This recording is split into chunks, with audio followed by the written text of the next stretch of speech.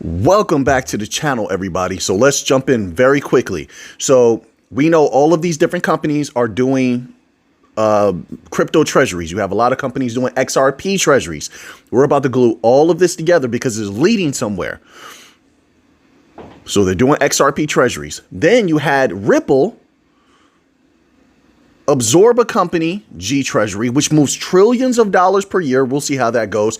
But if they're integrating stable coins, XRP is going to be a part of that. That's almost an inexorable conclusion.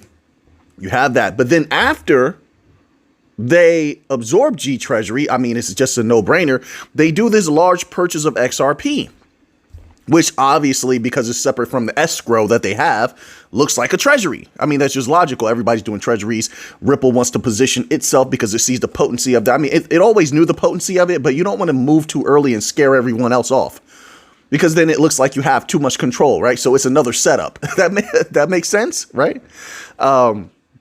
So they wait for a little bit for companies to get in a little bit deep. They continue their research as have we, which we're about to unveil something. That's why we're tying all this together.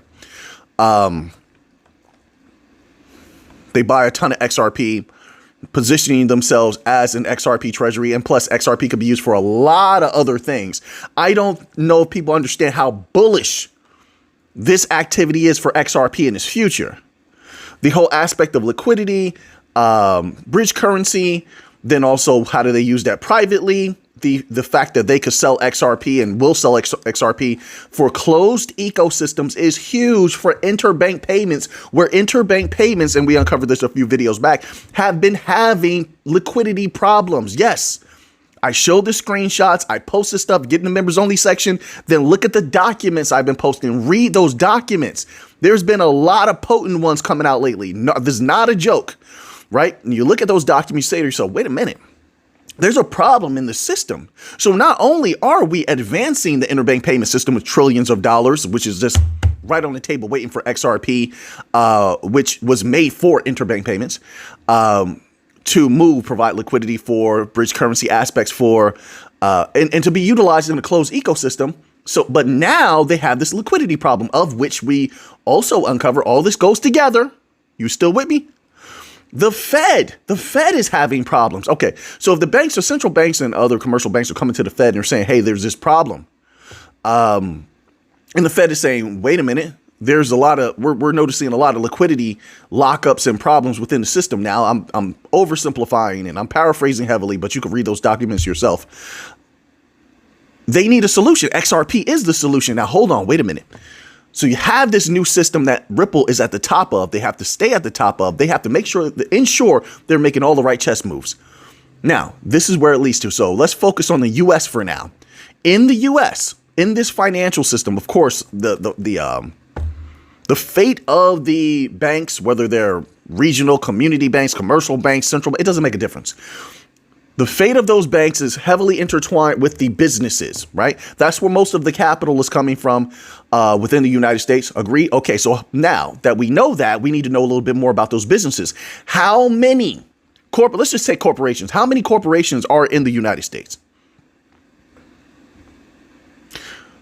Let's say, and you can look this up, I think it's somewhere around 20,000. 20,000.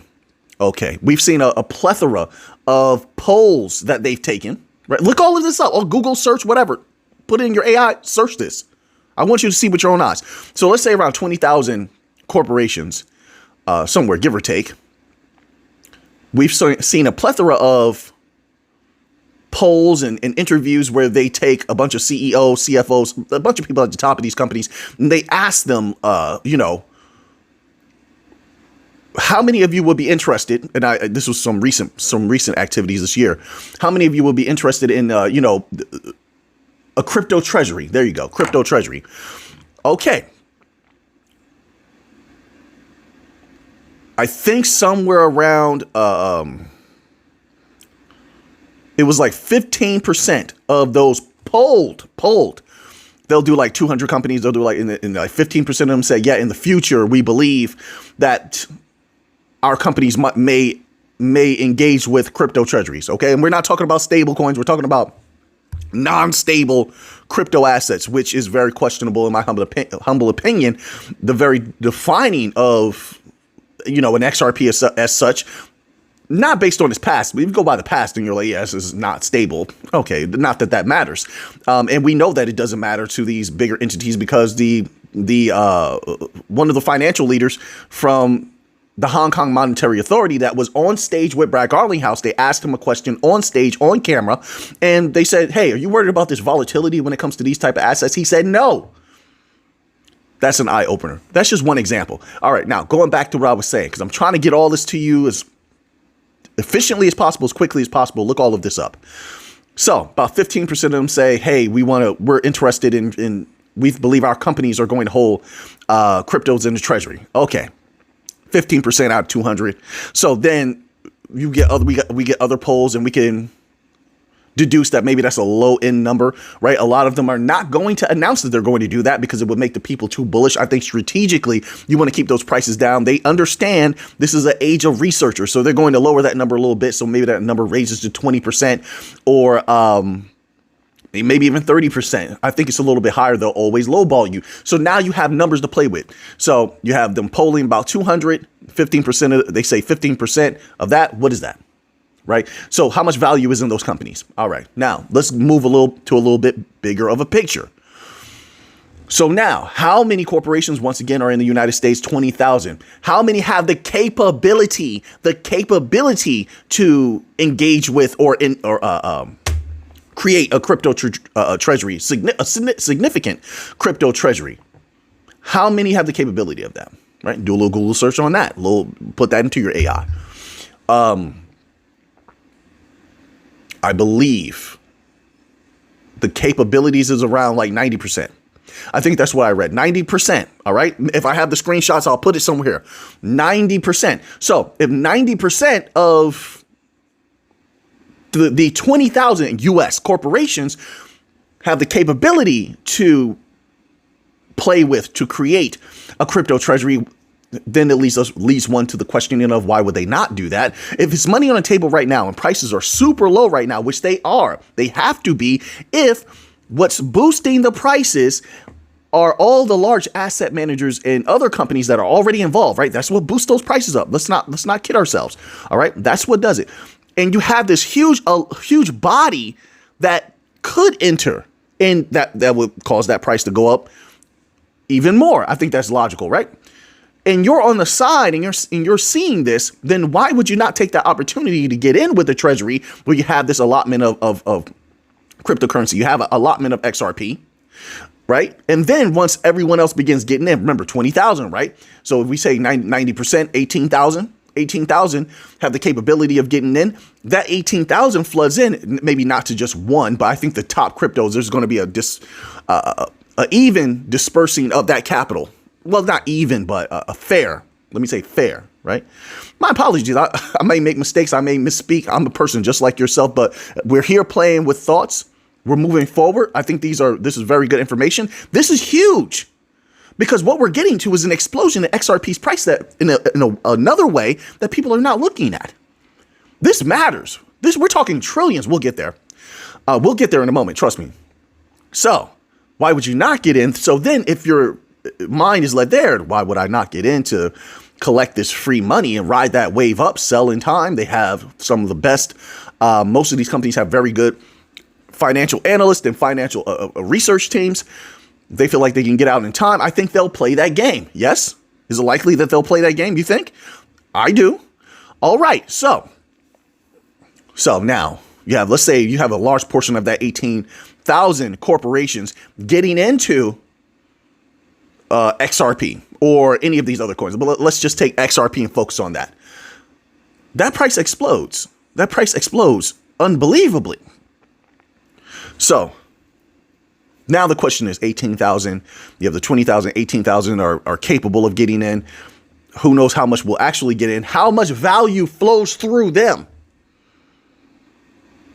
How much value flows through them? I think I had the number somewhere. Countless trillions is the answer. Countless trillions of dollars, folks. This is not a game. Wait. Let me see if I have that number. I want to give you that number so bad. I have so many, my apologies. I have so many tabs open. I think it was somewhere around, and look these numbers up for yourself, okay? Just in case I'm wrong, but it's somewhere around like 24 trillion, 24, 27 trillion. Yes, it's a huge number, huge number. Of course, these are the corporations that make United States go round. So of course, it's going to be a huge number. So they have value to play with. Now, so you have value. They have value they can play with. That's number one. Who knows how much of that they can actually play with, that they should play with? Who knows how much of that is illiquid? I mean, so there's all these questions, but still we have that number to work with, 24 trillion, 27 trillion. So once again, Ripple is positioning XRP, the best of the best thing that they have. Nothing else they have functions without it. That is their linchpin, their crux, their substratum. That's their fundamental substratum is XRP. Okay, so Ripple is positioning itself in every possible way to bring in those trillions at some point in the future. Where does that XRP price go? Just knowing all that information. So not only should we look at the value that could flow into XRP because of these movements, these are all highly strategic. Yeah, I got a lot of sleep. I'm well rested today. My mind is cooking today. Hopefully the next few days. So if you like this content, take those powerful hands of yours and hit that like button. That fires me up. When I see that those likes go up, I'm telling you, I'm like, woo. I get fired up. I get energized. I'm like super researching at that point. I'm just keeping it real with you. Motivation is good. You know, one should always motivate themselves, but a little bit of external motivation is not bad at all. I'll take it. So now, there was something I want to lead to. So yes.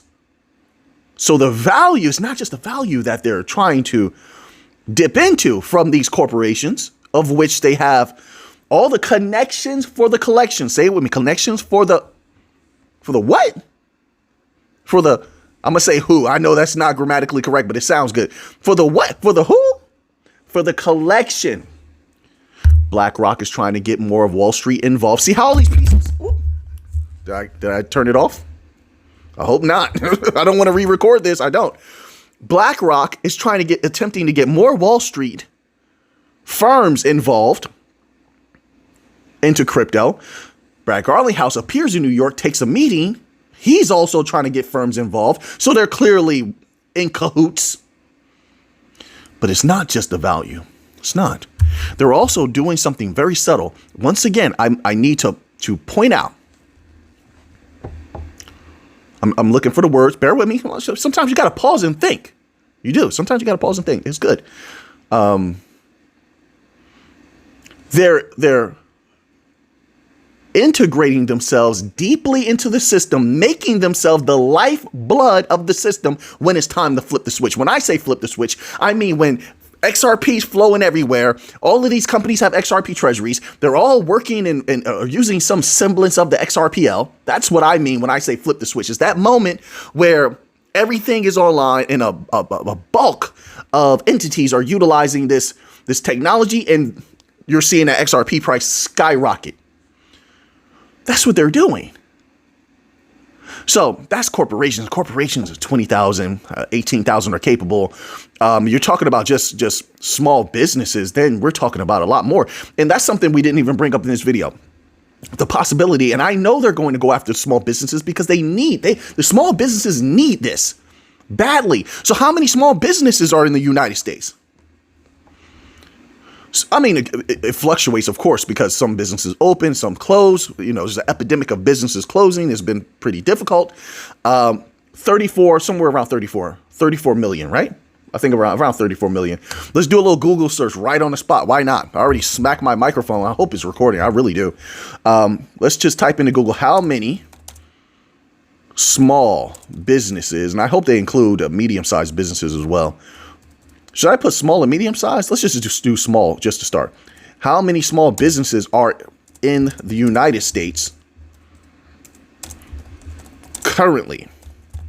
Let's see what they tell me. I believe it was around 34 million. I'm pretty sure. Oh, I was off by a little bit. Okay. It said, this is what it says. There are over 36 million small businesses in the United States. That's according to a June 2025 report from the Small Business Administration Office of Advocacy. So that's current. All right. And then it says this figure is up from previous estimates, which placed the number around 33 to 34 million. All right. That's what I guess. So I guess I need to update my information. But I was close. I was close. Right. All right. So 36 million. Folks, look at what they're doing. This is brilliant. So with XRP, you have global reach, you have liquidity, you can move value in seconds for both small businesses and customers. That's brilliant. All right. So then on the XRPL, they're integrating AI. You don't see where this is going? They have AI, they have smart contracts. All of that's going to be integrated. And I know about the whole dApps and Web3. Listen, it's going to be on the regular websites. They're going to integrate everything into everyone's everyday life. And that's going to open up the opportunity for small businesses to do business globally. One, they'll be able to ship things and, theoretically speaking, ship things and move currency and receive currency at almost no cost, depending on their setup, of course. One. Two, with the advent of AI as an agent will go out and find products for those small. They don't do this now. Most small businesses are not doing this. They're still doing manual. What's hot on the internet right now and doing Google searches and paying teams to tell them when AI is going to do that automatically. It's going to say this product isn't selling. It's going to do a search. This is what full automation is. Full automation. I've been talking about it for years now, right? We're getting closer and closer to that. Ripple knows that. That's trillions of dollars continuously flowing. When we talk value and we talk bank coins exploding in price, what I'm focused on is continuity. Is there a continuity? Sure, things can explode in a moment and it can be gone in a moment as well. Very ephemeral. But and sometimes ephemeral is good. But that's not what we're here for. We're here for that explosion or two, that there's a continuity where you don't have to be in the scramble like, oh my goodness, it went up, I better sell. No, you don't have to be in a rush because the companies are going to boost that price. The continuity of the flow of that value is going to boost that price on a semi-permanent basis. I say semi-permanent because nothing is forever. But I do think there's going to be longevity in those prices going much, much higher than where they are now. I just don't see any way around it. Once again, not financial advice, and I only speak for myself. So you don't have to agree with me. I'm not here to convince you to agree with me, to make you think like I do. All right. I respect your thoughts, and I hope people out there respect mine. But whether you do or not, I'm going to have my thoughts, right? That's just the truth. All right. So where do we leave off? I have so many thoughts. There's so much. So yeah. So full automation. The AI is going to go out there, find a product, and it's going to swap the product that's not selling, the food that's not selling, the shoes that aren't selling for one that's hot. You didn't have to do any of the searching. You already programmed the AI to do this. And it just continuously is doing this. All right. And so now you got this continuity of flow and your business is booming. Not only that, if you can't sell over here, the AI is going to find where it's hot to sell. You can't sell in this state. It's selling over here in this state. You can't sell in the US. It's not hot here right now. But this is what you want to sell. Okay, you could sell it over there in China or somewhere else. I don't know. You get the idea. I'm just painting a picture. This is real now. They know it. Ripple knows it. That's why, and they got very quiet. Notice this. Don't let them bury this. Notice how over the summer, they said something very alpha-neme-like. I've been talking about the small, medium-sized businesses for years because that's money on the table. Money on the wood makes the collection good. All right. That's old school. I just manipulated an old school phrase. You just say money on the wood makes the betting good. No, money on the wood makes the collection good.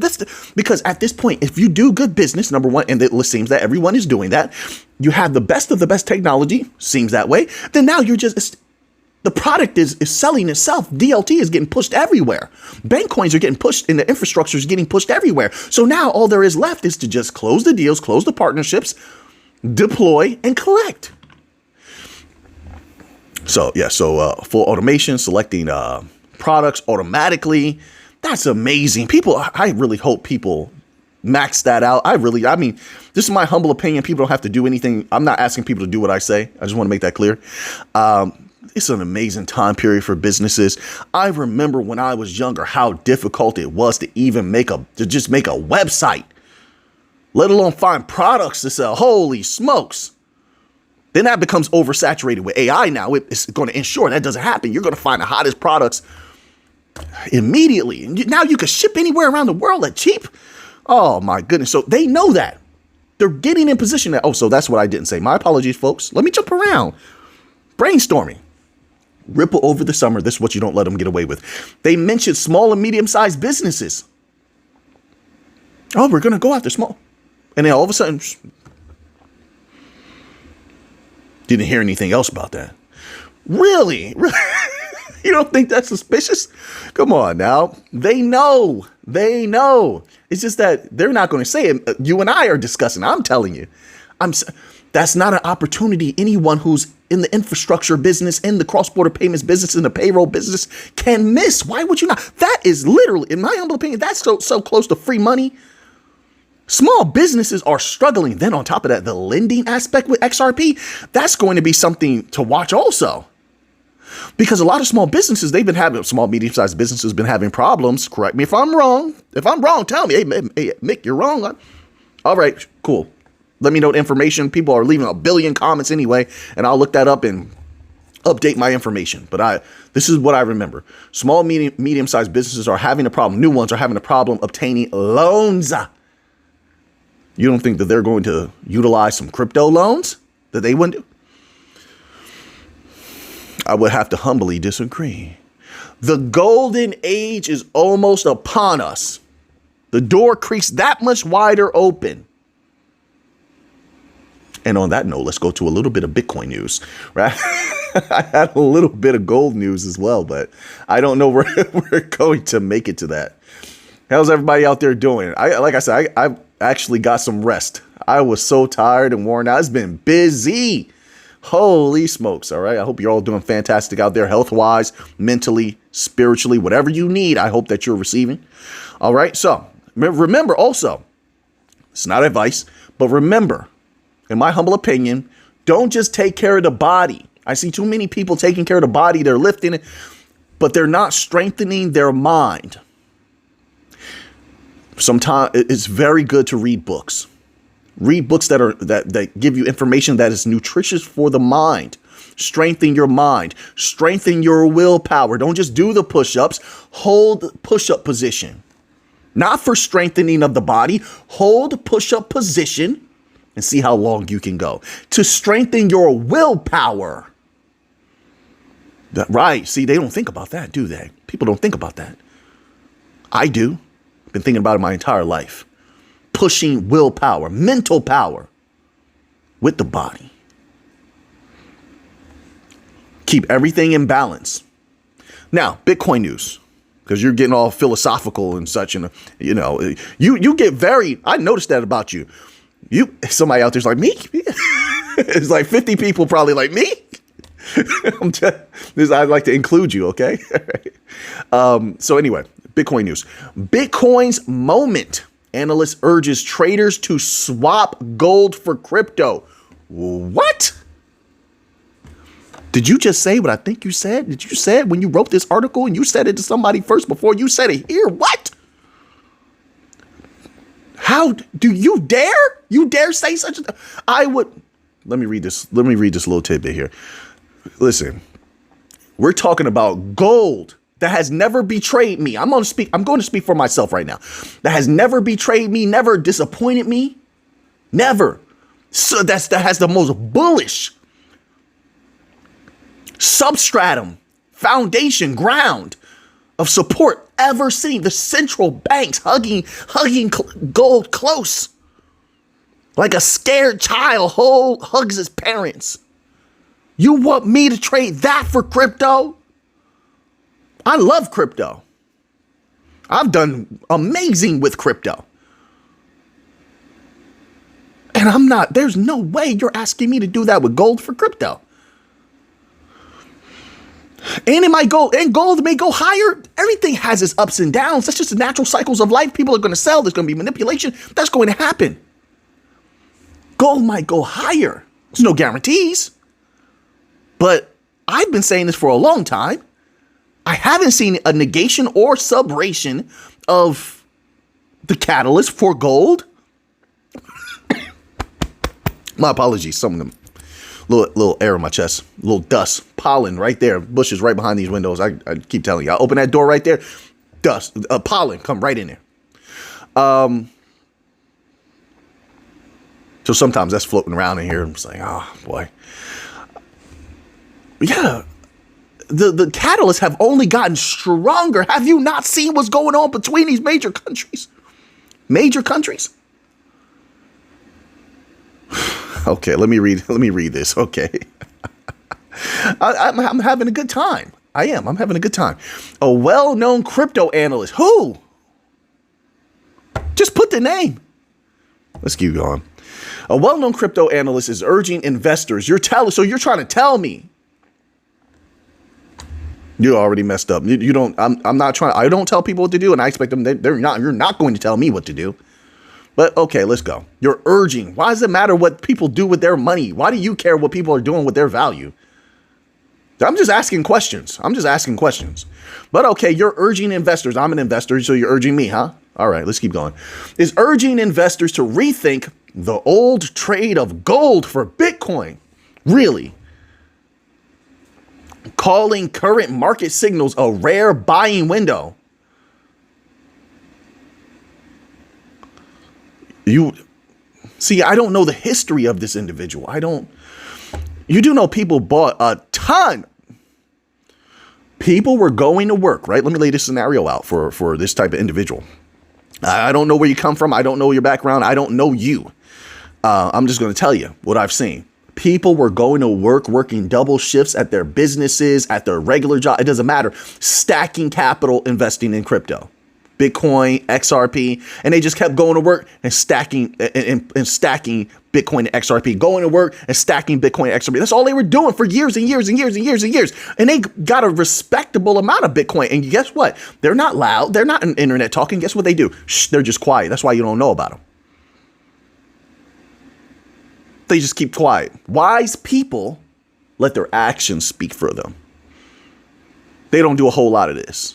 They're not out here displaying themselves. They just keep quiet. That's what happens. So people are sitting on a lot of Bitcoin that they bought when Bitcoin was $20,000, 23, 25, 26, 27, 30, 40, 50, 60. By a rare buying window, I suppose, for someone out there somewhere, I suppose. To each his own, I suppose. Okay. I'm just putting my perspective out there. Why not? Here we go. According to this crypto quant, a set of bottom signals in the BTC gold ratio are flashing. And that could mark a turning point in how the two assets move against each other. You know what marks that? What will mark that? The catalyst. Not that there's this correlation that I believe needs to be heavily paid attention to when it comes to when it's between gold and Bitcoin whatsoever. I don't. I say watch the catalyst, where the money actually comes from. Who intends to buy? How long will they buy? How long will they hold? What's the incentive to do any of those things? And then once we're done with that and contemplating that, when do they plan to sell? You know, and they may not say it, but okay, well, what would be the catalyst that could or cause for them to sell? And when would that kick in? Now we have a timeline. Things like that. That's real to me. That's solid to me, in my humble opinion. So it says here, the chart shows two tags, one blue, one green. The line up with a normalized oscillator. He says it is at a low. According to him, the blue tag marks a bottom in the BTC/gold ratio, while the green tag appears when both indicators reach lows together. All right. So, look, it's some solid chart reading.